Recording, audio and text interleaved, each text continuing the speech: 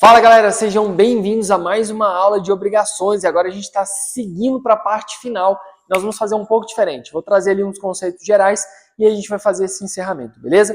Então vamos lá, na nossa última aula a gente estava falando de algumas modalidades referentes à teoria do pagamento e aí ficou faltando algumas duas. Então vamos aqui agilizar elas. A primeira delas é a ideia de confusão. Te imagina o seguinte, tu ao mesmo tempo é credor e devedor, é claro. Difícil imaginar isso. Como eu devo para mim mesmo? Eu pedi um empréstimo e não paguei, o nome disso é cartão de crédito, professor. Não, gurizada, o negócio é o seguinte. Te imagina que tu emprestaste dinheiro para o teu pai, para tua mãe, e aí eventualmente eles vêm a óbito. Nesse caso, em sendo o único herdeiro, veja, quando a pessoa morre, abre a sucessão, e aí tu vais ter ali o patrimônio do espólio, todos os bens inerentes àquela pessoa. Então ela deixou ali crédito e débito. Então se tu é o único herdeiro e deves a essa pessoa, veja que tu ao mesmo tempo vai receber o crédito e o débito. Tu vais dever para si mesmo. Então é a ideia de que existe ali um crédito e um débito ao mesmo tempo, a pessoa guarda consigo a mesma figura de credor e devedor. Só que a gente não pode confundir com a hipótese de compensação. Porque olha só, no caso de compensação, eu devo a alguém e essa pessoa me deve. Então nós somos simultaneamente credor e devedor um do outro, ao passo que na confusão não, eu literalmente sou credor e devedor de mim mesmo. Então somente nessas hipóteses raríssimas, excepcionais, beleza? Então, via de regra, para confundir um pouco mais, as provas de concurso colocam o seguinte, coloca uma ideia de um parente colateral, e aí vai colocar o seguinte, olha, eu sou 0, meu pai é 1, meu avô é 2, meu tio é 3, terceiro grau. Beleza, ele não tem descendente, não tem ascendente, e ele deixou o patrimônio dele para o sobrinho favorito, no caso eu. Mas eu devia a ele. Então veja, quando ele falece, for analisar testamento e afins, não havendo ninguém na cadeia sucessória, nem descendente, nem ascendente, ainda tinha esse testamento, eu vou ser o herdeiro. E aí nesse caso eu vou ser ao mesmo tempo credor e devedor, mesmo sendo um membro da família de natureza colateral, terceiro grau. Fechou? Top? A remissão a gente já estudou em alguns momentos. A remissão é a ideia do perdão. Então eu vou perdoar alguém. Se eu perdoo alguém, obviamente aquela dívida ela deixa de existir em razão do perdão. Agora, se eu perdoo alguém dentro de uma relação solidária, lembra, eu vou perdoar essa parte, a cota parte dela está perdoada, mas não a dívida toda. Se eventualmente outro devedor solidário ele se torna insolvente, ou seja, ele não tem mais como adquirir, ele se tornou insolvente, aquele camaradinha que eu perdoei, ele pode entrar agora na partilha desse montante do devedor que se tornou insolvente. Só para voltar aqui rapidão que eu vi que eu não falei. Qual é a consequência de haver uma confusão? Simples. A dívida e o crédito vão se resolver, ok? Show? Agora vamos começar de fato o nosso conteúdo da aula de hoje sobre consequências do inadimplemento. Ou seja, a pessoa não pagou. E aí, professor? E agora? E agora, José? O que rola? Veja, a regra geral é, se eu estou devendo a alguém, todo o meu patrimônio, como regra, pode ser utilizado para o pagamento daquela dívida. Mas isso, obviamente, não é a regra absoluta. Então, nós vamos falar de bens que são penhoráveis e bens que são impenhoráveis. Está lá no artigo 833 do Código de Processo Civil, são impenhoráveis. E aí, o que tu tem de impenhorabilidade? Veja, o seu salário, como regra, é impenhorável, salvo ação de alimentos. Então, vamos colocar a sua regra geral, né? Salário é impenhorável, seus bens de família, ou seja, a sua casa, a casa onde tu mora com a tua família é impenhorável, seu maquinário de trabalho. Então, essas são as circunstâncias onde aquele determinado bem ele vai ser impenhorável, ok? Suas roupas, eletrodomésticos que guarnecem a casa, desde que não sejam de alta monta. Então, esses bens são de natureza impenhorável. Tranquilo? Show! Agora, vamos analisar a questão das consequências eventualmente. Se eu falo aqui, por exemplo, de uma pessoa que está em atraso, ela está incorrendo em mora, demora. Então, como que funciona isso? Quem pode estar em demora, em mora? Você tem ali o devedor, quando ele não paga, e aí então ele está incorrendo em mora. Tu tens o credor, quando ele se recusa a receber um valor, também acontece a mora do credor. E a gente já estudou essa hipótese de pagamento. Como? Se eventualmente a pessoa que deve receber, o credor, ele se recusa ou ele cria obstáculos, tu pode utilizar do meio chamado de consignação e pagamento, justamente para que não ocorra uma demora do devedor, uma mora do devedor e eventuais consequências. Então, o credor também ele tem a mora, quando ele se recusa a receber. Beleza? E nós temos também uma coisinha chamada de purgação da mora. O que é isso, professor? A purgação da mora é um ato que visa diminuir as consequências, os efeitos dessa demora. Então é uma nova pactuação, é um acordo, é um pagamento parcial. Então a purgação da mora é um ato que visa diminuir as consequências da mora, da nossa demora. E aí vamos lá. Os juros, obviamente, quando a pessoa não paga, a gente sabe que existe ali atualização financeira e tem a chamada juros. Os juros ele pode ser chamado a nível de prova de fruto civil ou chamado também de remuneração de capital. Nós vamos falar de dois tipos de juros aqui.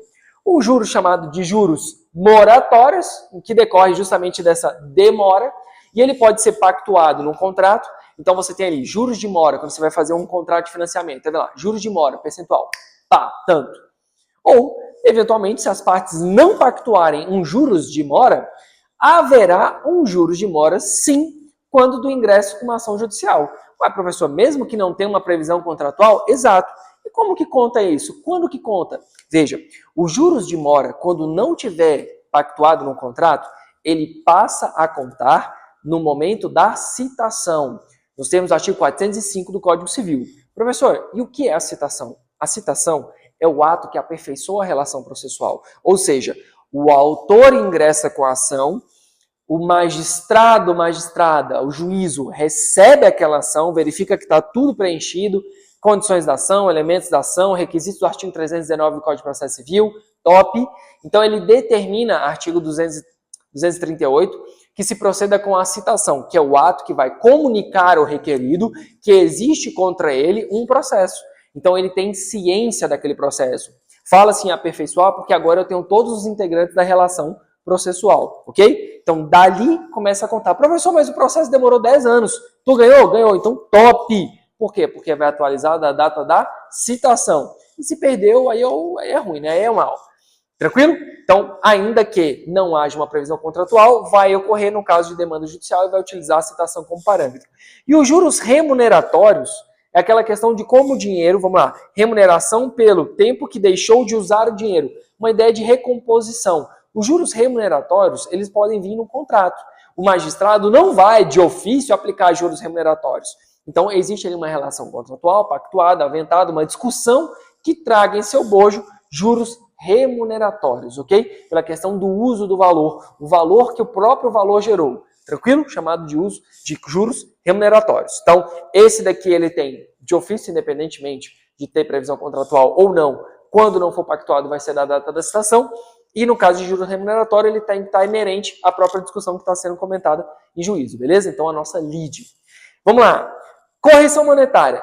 O que é a correção monetária? Nada mais é do que uma recomposição. Porque imagina, quer dizer que 1 milhão há 10 anos atrás é a mesma coisa que 1 milhão hoje? Não. O dinheiro por si só, ele vai ter uma depreciação se ele ficar parado. Então ele não atualiza. Então essa ideia de correção monetária é um índice de correção. É muito comum, é super utilizado quando a gente fala de contrato de aluguel. Ah, IPC, NPC, aquele tanto de índice, GPM, IPC, tudo isso nada mais é do que um índice de correção do valor, ok? Isso serve para quê? Para buscar uma recomposição do valor, porque o dinheiro, embora a gente fale de montantes absolutos, sei lá, R$1.000. R$1.000 hoje não é a mesma coisa que R$1.000 daqui a 2, 3 anos. Então a gente fala de uma recomposição. Por isso que tu tens ali atualizações, por exemplo, do aluguel, quando fala de alimentos, que fala de percentual sobre o salário mínimo mudou, ele altera, beleza? Então são recomposições financeiras. Nós vamos chamar isso de correção monetária. Índice de correção monetária. Você pode utilizar as calculadoras dos tribunais, coloca lá, índice de correção monetária.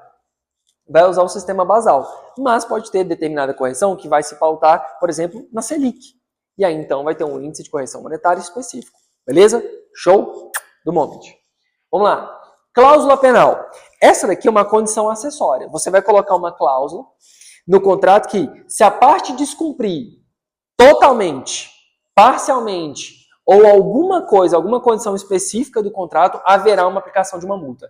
Então isso é chamado de cláusula penal, é uma hipótese de punição. Professor, posso punir, sei lá, quero agora 1 milhão se você não cumprir. Não, não é bem assim. Vejam, a cláusula penal ela é admitida, ela não pode ser arbitrária ao ponto de que a cláusula penal, a multa seja maior do que a própria obrigação principal. Ok? ok? Então esse aqui é um padrão geral. Não pode ser maior do que o próprio montante, a própria obrigação principal. Sua previsão está no artigo 412 do Código Civil. Vamos lá. Perdas e danos. Perdas e danos nós vamos ter perdas e danos de natureza emergente, que é o tal do dano direto. Por exemplo, bati no seu carro, quebrei alguma coisa tua.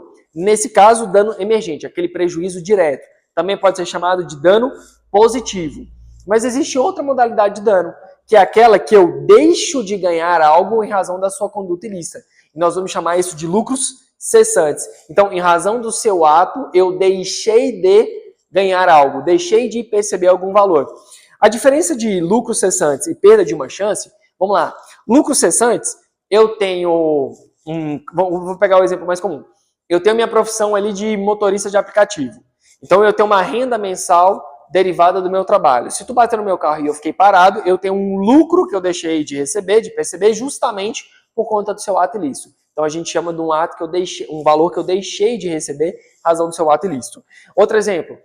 Eu vou alugar meu cavalo de corrida para determinado evento, mas aí tu foi lá e prejudicou meu cavalo, e eu deixo de receber o valor daquele contrato que eu ia alugar. Então, lucros cessantes. Se eventualmente eu presto determinado serviço com um trator, com uma maquinária de colheita, alguma coisa nesse sentido, e alguém prejudica aquele valor que eu deixo de receber, lucros cessantes. Ao passo que a perda de uma chance não está prevista diretamente no nosso Código Civil, é uma construção jurisprudencial. É a perda de uma oportunidade. Eu deixei de perceber alguma coisa, de receber alguma coisa, justamente eu perdi aquela oportunidade de ganhar por conta de um ato de alguém. Então, neste caso, a perda de uma chance, eu vou falar de uma oportunidade, eu poderia vir a ganhar algo, mas em razão de uma conduta de alguém, eu não pude. Beleza? Vamos analisar aqui uma questão concreta, real. Caso do show do milhão. Todo mundo já ouviu falar desse caso. A pessoa foi lá, na pergunta de 1 milhão, não tinha alternativa correta e ela foi lá e desistiu. Então, nesse caso, em não havendo alternativa correta, ela não tinha como. Lhe tolhiram, tiraram a hipótese de que ela pudesse, de fato, ganhar 1 milhão, porque não havia alternativa correta. Como que esse caso veio a ser resolvido? O que ela tinha do meio milhão ficou para ela, e aí o magistrado entendeu que, como tinham 4 alternativas, 1/4 seria cabível, porque daí seria uma proporção dentro do que ela de fato poderia ganhar com questão de probabilidade, beleza? Mas pode ser vários os casos. É uma viagem para um evento perdido, é uma oportunidade de chegar a algum canto e não chegou por conta da conduta ilícita de alguém. O ponto importante aqui da perda de uma chance é a mensuração. Se aquela oportunidade ela tinha um caráter concreto, um caráter abstrato, e aí eu vou mensurar. Então a discussão aqui existia uma oportunidade. A natureza dela era concreta, ela era abstrata. Quais são as nuances que estão ali permeando aquele caso para verificar o quanto? Ao passo que o lucro cessante não, eu consigo identificar. Por uma média, por um contrato, eu já consigo verificar qual era a circunstância que eu deixei de perceber aqueles valores. Arras. Vamos lá. As arras são muito conhecidas como um sinal. Vai dar um sinal, uma entradinha, um sinal para aquele negócio jurídico. Beleza.